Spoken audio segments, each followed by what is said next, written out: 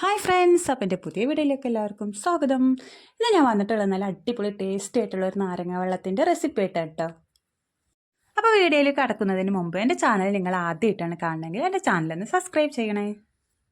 എന്നാൽ ഇനി ഒട്ടും സമയം കളയാതെ അതെങ്ങനെ റെഡിയാക്കിയതെന്ന് നോക്കാം.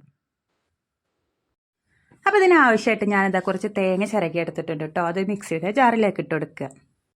തേങ്ങ എടുക്കുന്ന സമയത്ത് ഫ്രിഡ്ജിൽ വെച്ച തേങ്ങ ഒന്നും എടുക്കരുത് കേട്ടോ. നല്ല ഫ്രഷ് ആയിട്ടുള്ള തേങ്ങ എടുക്കാനായിട്ട് ശ്രദ്ധിക്കുക. ഇനി ഇതിലേക്ക് ചെറിയൊരു കഷ്ണം ഇഞ്ചി ചെറുതായിട്ടൊന്ന് അരിഞ്ഞെടുത്തിട്ടുണ്ട്.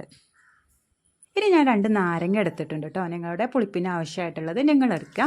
നാരങ്ങ അങ്ങനെ കുരുവെല്ലാം കളഞ്ഞിട്ട് ജ്യൂസായിട്ട് തന്നെ എടുക്കുക കേട്ടോ.